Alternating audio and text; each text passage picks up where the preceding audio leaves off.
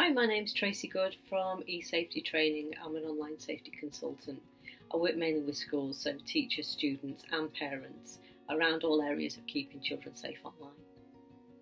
With the closure of all the schools across the UK, it's going to leave parents with a real headache around childcare and our working responsibilities. So for a lot of us, we'll be working from home, and that's going to present a real challenge in how do we look after our kids all the time, as well as trying to get our own work done. And sometimes screen time is going to win. With that in mind, I thought we would do a short series of YouTube clips, only between 3 and 5 minutes each, so nice and short and snappy, just with some advice, support and guidance for parents about what we can do just to make sure that our children are as safe as they possibly can be when they're online. So with that in mind, it's my intention to do, as I say, a couple of mini clips, so one focusing on 0 to 5s, one focusing on our primary age children, one focusing around our secondary age children. We're also going to look at parental controls. So why are they important? How do we set them? And what can we do if we don't feel confident in doing that ourselves? We're going to look at help and support services. So what's out there to help us if things go wrong? Now, I know from previous experience that often we will go into school and we'll ask teachers if we've got an issue, if something's happening online with our children.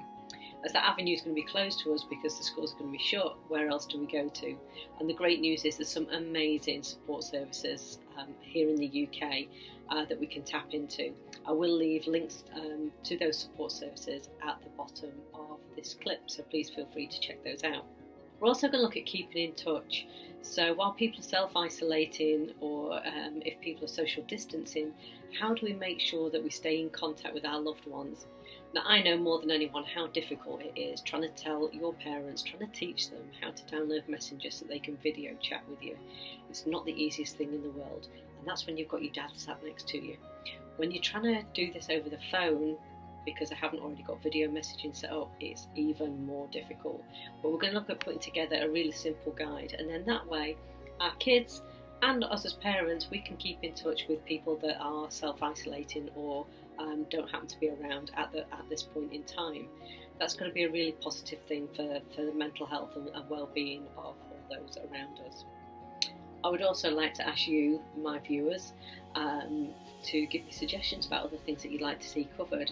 So I am going to do some stuff around fake news, I'm going to do some stuff around live streaming, and I'm going to do some stuff around boundaries, so that's both time boundaries and behavioural boundaries. So how much time should our children be spending online, and also what if their behaviour changes? Do we notice that behaviour? Talking a little bit about self-regulation, so our kids can learn to manage how being online makes them feel, but also at what point do we push to find out exactly what's going on? Is there some underlying cause that's making our children sad, worried, scared, anxious, or whatever?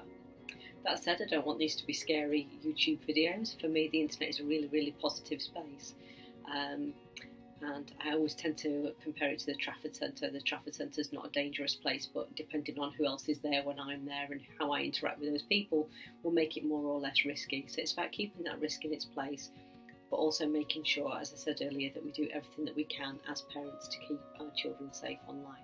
So I'd like to thank you for watching this first clip. Please do subscribe, and I'm aiming to put out a clip every 3 or 4 days, just with a little bite-sized piece of information. As I say, do feel free to contact me. So it's my email address is at the bottom, and also follow me on Twitter. I am at Online Safety Hub.